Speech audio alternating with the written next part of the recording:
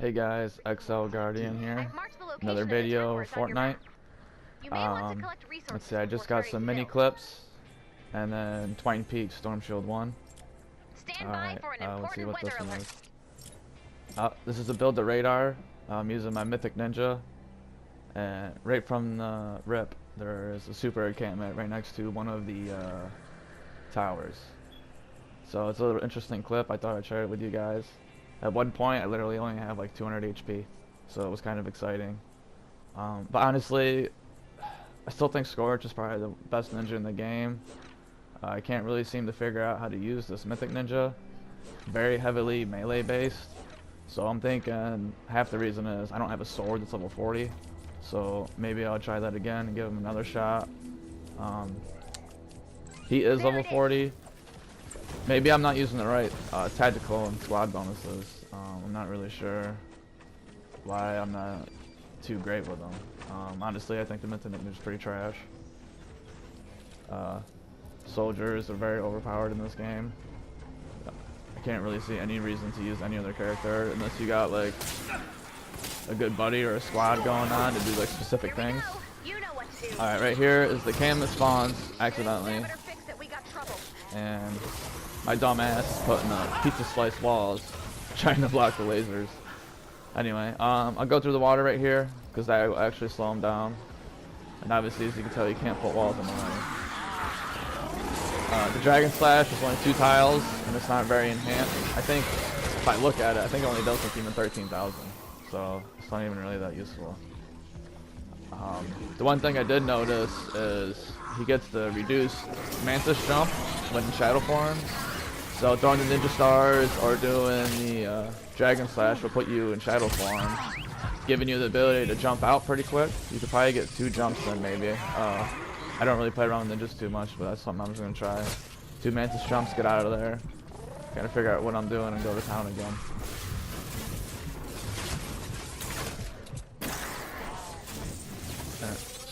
Look, yeah. That sword right there is only level 30. And like the enemies laugh at it. I think this is the 82 zone.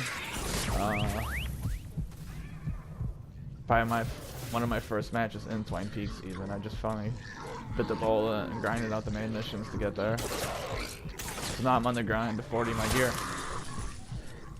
Right there. Right there it was. Only had a couple HP I think. Yeah, shield comes back. Life, nice.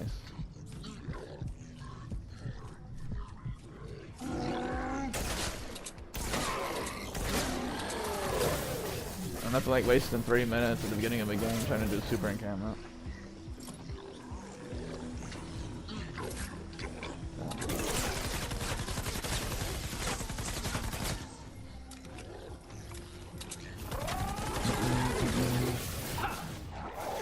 I actually think I get mechanical parts out of this. The laser guy's the last guy to kill, wherever he is.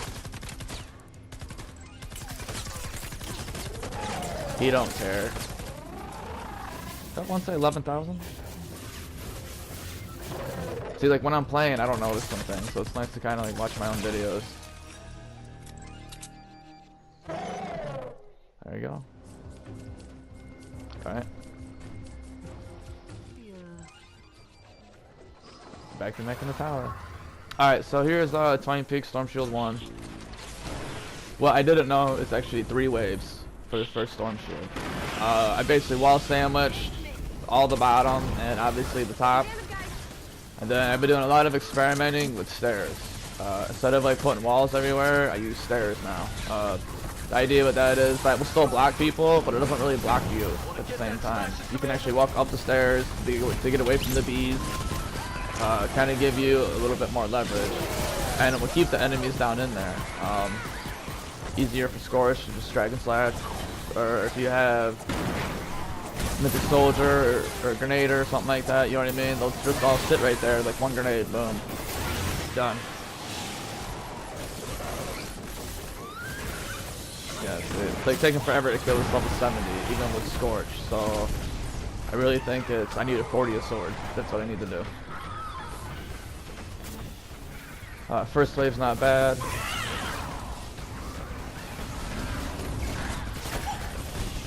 You know, go choke points and tunnels, especially for storm shield. That's the way to do it.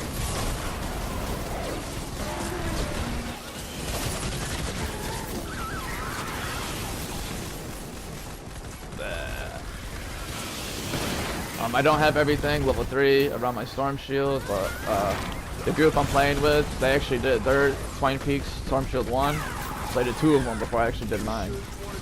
So we had a pretty good idea of what we were doing pertaining to this. I really love the Twine Peaks area, it's beautiful. Fire Smasher, so.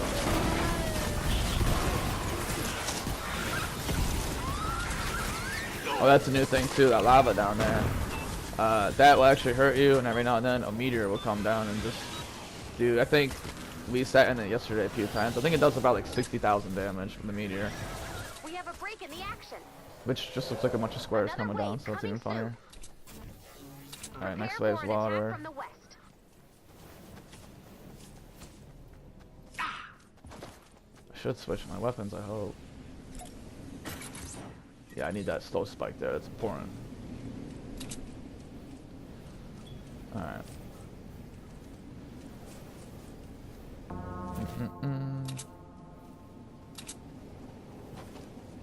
Keep my water down. There you go. Alright, switch to my Affliction Sword and Nature Pistol. There we go. Oh yeah, this is like Bomber Wave. This is a pain in the butt. And it's a timed one. Unfortunately, it's not kills, which would be great, because the kill ones go super fast. Even if they're like 1,000.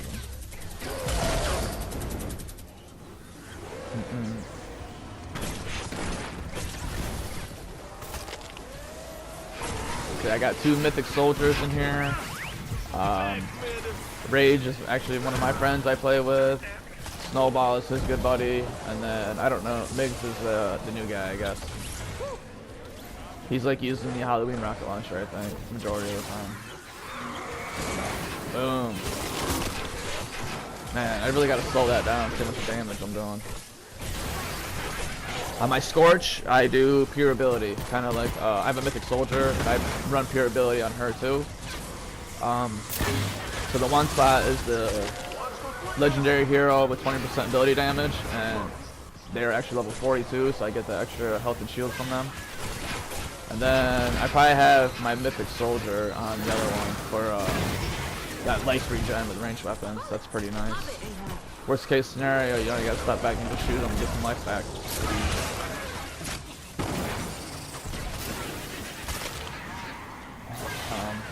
When I was using Scorch originally, I would dive in with this. There's a meteor. I wonder if that did any damage to him. Anyway, I used to dive in with a Dragon Slash, and then I would melee him to kind of keep Shadow Stance up. So I think I should need to do the Dragon Slash in, then while I have Shadow Stance, I should get out of there. You know what I mean? And kind of like realign the group up. Sometimes I just kind of spray bullets. They kind of hurt him up a little bit, and then Dragon Slash through him and wipe him out. Yeah, I really need a 40th sword. Look at that dude's laughing at me the whole time. He don't care. That's actually melee weapons is probably my downfall a little bit in this game. I don't really farm them too much, and I need some traps too. I still haven't yet to get a new healing trap, so my healing traps are without stats or mods on them, or whatever you want to call them, perks.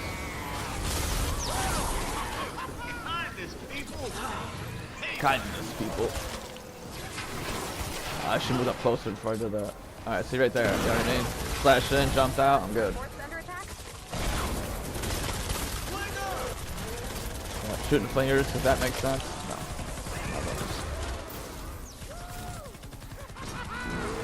No, this is important, and this dude totally fucks up for me. Nope.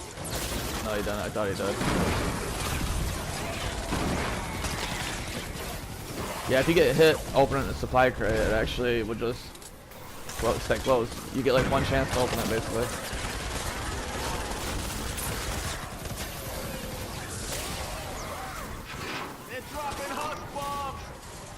They're dropping husk bombs. Bombers are probably the biggest issue still in the, well, lobbers. Lobbers and bombers. You got a good team, smashers really aren't a problem. You got yourself geared up, smashers really aren't a problem. Let me rephrase that. Here, I'm shooting at nothing.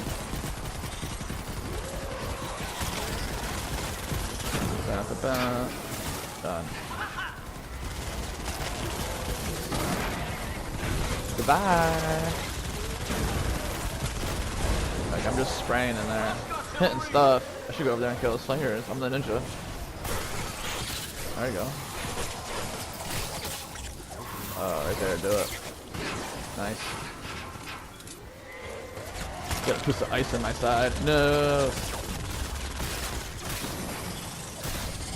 I'm about to die right here. Let's see most of it. Yep.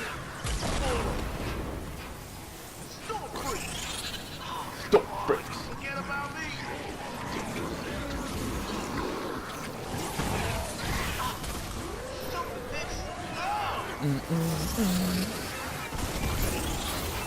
There you go.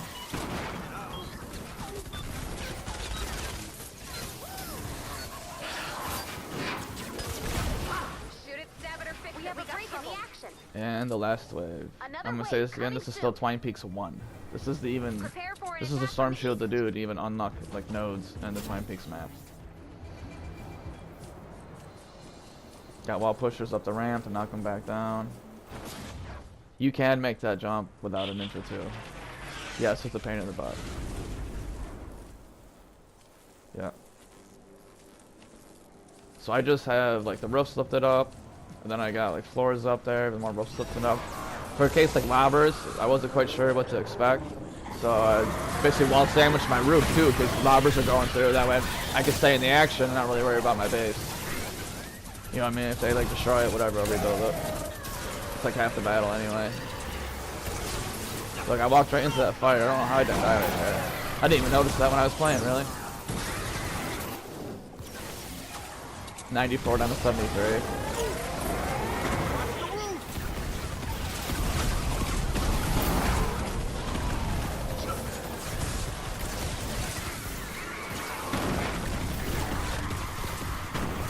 Very left. Fire. 12, done. Cool. Now it's Twine Peaks 1.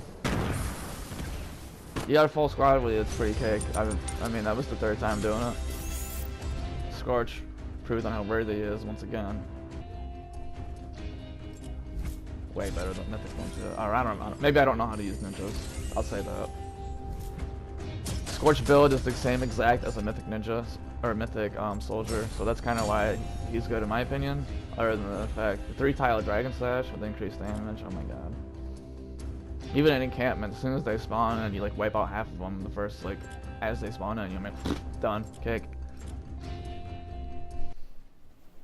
All right, what's this? All right, I think the next 2 videos are some repair the shelters, and I'm just kind of like experimenting with the stairs as I was telling you. Here they come. I'm like staring at everything.